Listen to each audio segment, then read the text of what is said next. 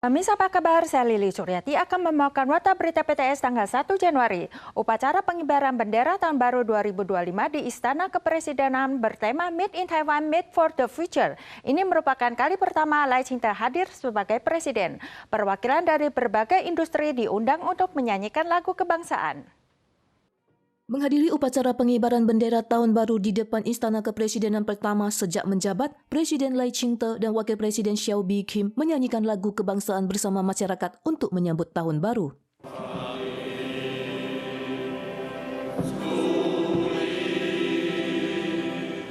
Sejalan dengan tema Made in Taiwan, Made for the Future, pemerintah mengundang perwakilan dari berbagai industri untuk menyanyikan lagu kebangsaan. Presiden Lai Ching-te menyampaikan pidato tahun baru pertamanya dengan tema membangun kekuatan nasional melalui demokrasi menuju era dunia baru. Dalam visinya untuk tahun 2025, ia pertama-tama berbicara tentang perselisihan politik dalam negeri. Mengenai RUU yang disahkan Yuan Legislatif di tengah konflik, ia menegaskan pentingnya penanganan melalui mekanisme demokrasi. Dalam pidatonya, Presiden Lai menegaskan kembali pentingnya stabilitas dan perdamaian di Selat Taiwan. Ia berkomitmen untuk terus meningkatkan anggaran pertahanan, memperkuat ketahanan sosial dan ekonomi, serta mempererat kerjasama dengan rantai pasokan global berbasis demokrasi. Pada saat totalitarianisme semakin berkembang, Lai menyerukan negara-negara demokratis untuk semakin bersatu. 民主无价，自由不能折现，独对台湾采取种种的措施，这真的是对台湾表达善意吗？ Terkait pemulihan pariwisata lintas selat, Presiden Lai menyatakan hambatan utama komunikasi terletak pada Tiongkok dan bukan Taiwan. Lai juga menegaskan bahwa Taiwan terbuka untuk pertukaran tetapi harus didasarkan pada prinsip kesetaraan dan saling menghormati serta berlangsung secara sehat dan teratur.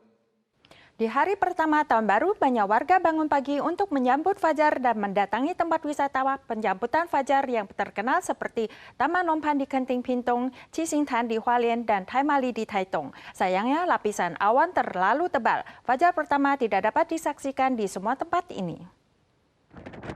Menurut informasi fajar pertama dari Museum Astronomi Taipei, matahari terbit paling awal di wilayah Taiwan terdapat di Mercusuar Luampi pada pukul 6:34:24 pagi, diikuti oleh Hualien, Taitung, dan tempat lainnya. Banyak warga menunggu di sekitar Taitung Seaside Park, Taimali, kawasan pemandangan Xixingtan di Hualien, dan pantai sekitarnya. Namun karena lapisan awan terlalu tebal, fajar di Taitung telah tidak dapat disaksikan selama 25 tahun. Meski demikian, sebagian orang menganggap menyambut fajar adalah sebuah suasana. Meski tidak melihatnya, mereka tetap sangat bahagia. Sejumlah kecelakaan terjadi di acara pergantian tahun yang diadakan di berbagai pelosok Taiwan. Pertunjukan kembang api Taipei 101 memang terkenal menarik. Namun pertunjukan yang seakan disiarkan langsung oleh CCTV pemantau jalan tol nasional menimbulkan kontroversi. Di Taitung, percikan kembang api yang jatuh di Central Park menimbulkan kebakaran dan menyebabkan seorang bocah perempuan luka bakar. Pertunjukan kembang api pergantian tahun di Taipei 101 tahun ini berlangsung selama 6 menit dan banyak menarik perhatian bola mata. Ada netizen menemukan 7 dari 12 kamera pengawas di Jalan Tol Nasional nomor 1 segmen Yuanshan beralih menyoroti pertunjukan kembang api. Aksi kamera yang seolah-olah menyiarkan siaran langsung ini menimbulkan perdebatan di medsos.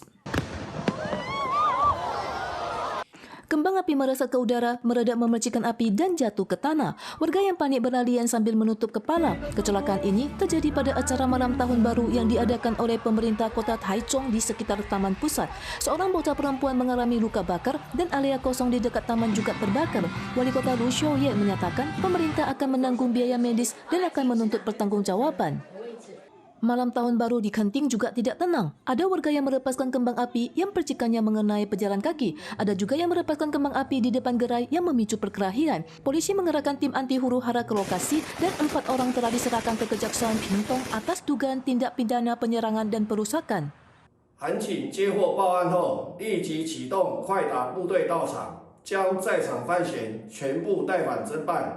Acara malam tahun baru Kinmen juga mengalami masalah. Selain berakhir lebih awal, pertunjukan utama 30 menit sebelum hitung mundur juga gagal. Hal ini diduga disebabkan angin kencang yang menyebabkan drone tidak terbang pada ketinggian yang direncanakan sehingga pola gambar dan teks menjadi kacau balau.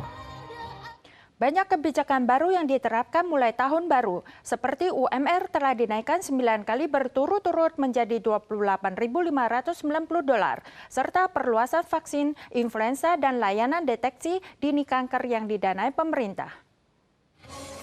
Mulai tanggal 1 Januari, banyak kebijakan baru terkait hak dan kepentingan warga resmi diluncurkan. Upah minimum regional dinaikkan selama 9 tahun berturut-turut menjadi $28.590 per bulan, dan upah pokok per jam telah disesuaikan menjadi $190. Selain itu, cakupan vaksinasi influenza dan layanan screening kanker yang didanai pemerintah juga diperluas, termasuk kanker serviks, kanker paru-paru, dan kanker kolorektal. Mulai hari ini juga hotel menghentikan penyediaan perlengkapan mandi kemasan kecil, dan kucing peliharaan diharuskan di microchip untuk didaftarkan sebagai hewan peliharaan, dan pelajar asing diizinkan datang ke Taiwan untuk magang di industri pariwisata dan perhotelan. Warga diimbau memperhatikan kebijakan baru yang semuanya terkait dengan kantong dan hak warga. Sebelum tahun baru, Yuan Legislatif meloloskan revisi UU, mengizinkan lansia di atas usia 80 untuk merekrut pengasuh asing tanpa evaluasi barter. Ini telah menuai kekhawatiran akan menimbulkan efek penyisihan, di mana pengasuh asing akan memilih lansia yang lebih mudah dirawat. Ormas menyarankan agar pengasuh asing yang merawat lansia penyandang disabilitas dapat menerima upah lebih tinggi untuk meningkatkan insentif. Revisi UU Layanan Ketenagakerjaan yang disahkan sebelum tahun baru ini menuai kekhawatiran akan menimbulkan efek penyisian. Sebagai contoh, pada kasus keluarga Ibu Y, ibunya terbaring di tempat tidur kerana cacat selama bertahun-tahun dan telah memenuhi syarat untuk merekrut, namun pengasuh yang direkrut sering tidak betah. Pelonggaran sistem saat ini akan mempersulit mereka untuk mendapatkan pengasuh. 人之常情，在选择上一定会希望选择好照顾的。